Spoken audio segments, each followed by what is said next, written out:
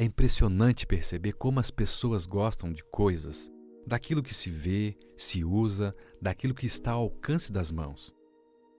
O materialismo já era uma paixão no primeiro século, imagino hoje no século XXI. As pessoas gastam seu tempo apenas para acumular coisas que ocupam espaço nas prateleiras e gavetas da vida. Não, o ópio do povo não é a religião. É o Deus chamado dinheiro.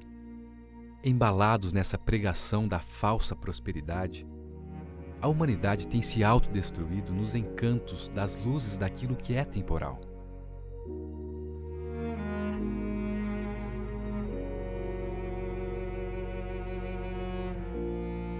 Na segunda carta aos Coríntios, capítulo 2, versos 14 e 17, o apóstolo Paulo diz: Graças, porém, a Deus que em Cristo sempre nos conduz em triunfo e por meio de nós manifesta em todo lugar a fragrância do seu conhecimento. Porque nós não estamos, como tantos outros, mercadejando a palavra de Deus. Antes, em Cristo é que falamos na presença de Deus com sinceridade e da parte do próprio Deus. E no capítulo 4, versos 1 e 2, Paulo diz: Pelo que tendo este ministério, segundo a misericórdia que nos foi feita, não desfalecemos. Pelo contrário, rejeitamos as coisas que por vergonhosas se ocultam, não andando com astúcia nem adulterando a palavra de Deus. Antes nos recomendamos à consciência de todo homem, na presença de Deus, pela manifestação da verdade. Nesses versos lidos, Paulo faz uma tremenda advertência. Mas é verdade que também ele ressalta o valor de um ministério puro, verdadeiro e sincero. No entanto, é fácil perceber a indignação de Paulo por aqueles que, segundo ele, estavam mercadejando a palavra de Deus, ou seja, estavam comercializando a palavra do Senhor. E Paulo diz que essas pessoas, elas viviam praticando coisas vergonhosas, andando com astúcia e adulterando a palavra de Deus. Se isso acontecia nos dias de Paulo, o que ele diria em relação ao nosso tempo, à nossa realidade? Com a chamada teologia da prosperidade, ou evangelho da prosperidade, um ensino falso, um pseudo-evangelho, que ilude e engana as pessoas, com todo tipo de promessas de cura, de libertação e de prosperidade financeira.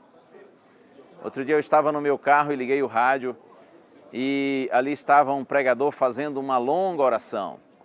Depois da sua oração, ele disse que iria fazer uma promoção e a promoção do dia era: cada pessoa que tivesse um pedido de oração deveria depositar numa determinada conta bancária um valor de R$2. E ele dizia: gente, são apenas R$2. Para que valem R$2?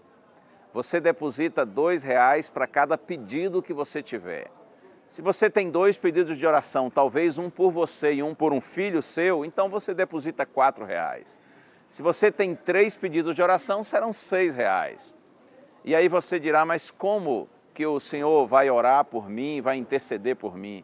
E ele disse: olha, quando eu for ao banco e tirar o extrato bancário da minha conta corrente, vai aparecer o seu nome.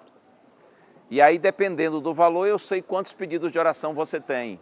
E nesse próximo final de semana, ele dizia: eu vou subir ao monte e vou estar intercedendo por você na presença do Senhor em jejum, em oração.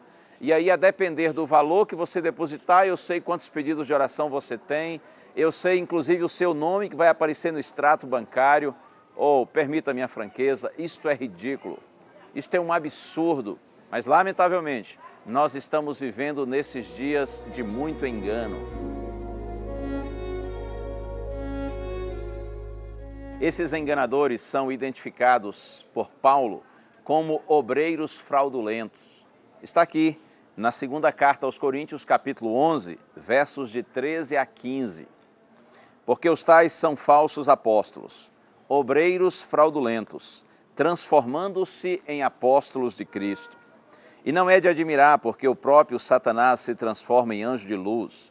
Não é muito, pois, que os seus próprios ministros se transformem em ministros de justiça, e o fim deles será conforme as suas obras.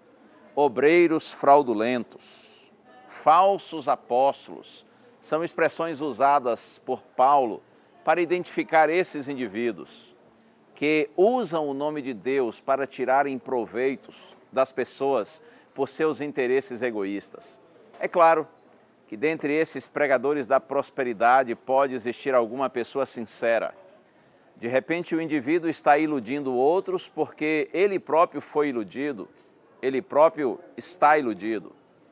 Eu não tenho autorização e nem competência para julgar motivos, mas não tenho nenhuma dificuldade para avaliar a pregação e considerá-la completamente antibíblica. A palavra de Deus, como já lhe disse, ela é distorcida. Textos são descontextualizados e usados segundo seus propósitos, seus interesses escusos, egoístas e financeiros. Será que nesse momento estou falando para algum pregador dessa chamada teologia da prosperidade? Eu quero lhe dizer que Deus lhe chama, Deus lhe convida para viver e anunciar o Evangelho bíblico, o Evangelho eterno, o Evangelho que de fato salva e liberta, que transforma e santifica, o Evangelho do qual nós não temos com que nos envergonhar. Não essa pregação enganosa e mercenária, que ilude as pessoas com a intenção de tirar dinheiro delas, usando o nome de Deus. Se você está nesse meio, saia dele enquanto há tempo. Peça perdão a Deus e à sua igreja e viva dignamente o ministério da palavra. Um outro aspecto importante tem a ver com a questão do dizimar e ofertar. Seria este um ensino bíblico? Eu posso lhe assegurar que sim. No entanto, precisamos saber que nós dizimamos e ofertamos não pelo que nós queremos receber de Deus, mas pelo que nós já recebemos do Senhor. Dizimamos e ofertamos como expressão de reconhecimento e gratidão a Deus. Reconhecimento de que Ele é o Senhor, Ele é o Criador, Ele é o provedor de todas as nossas necessidades.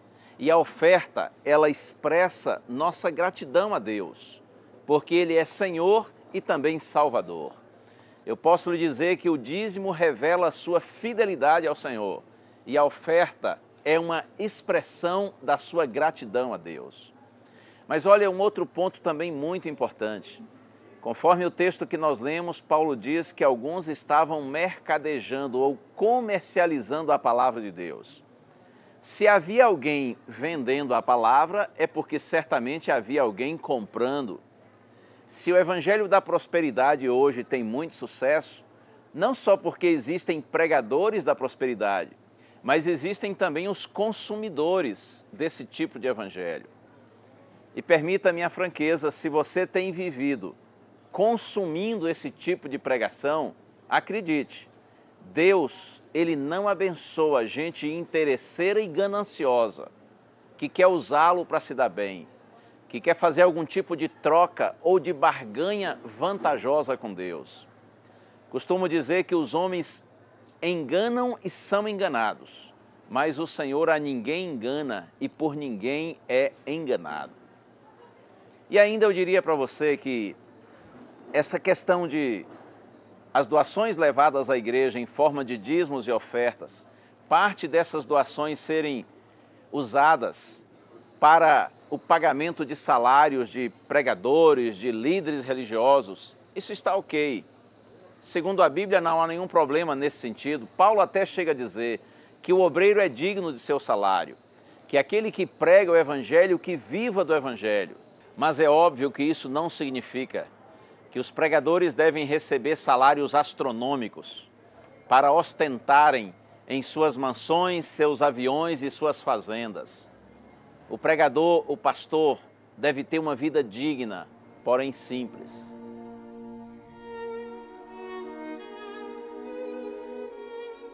Na segunda carta aos Coríntios, capítulo 4, verso 18, Paulo diz, não atentando nós nas coisas que se veem, mas nas que se não veem.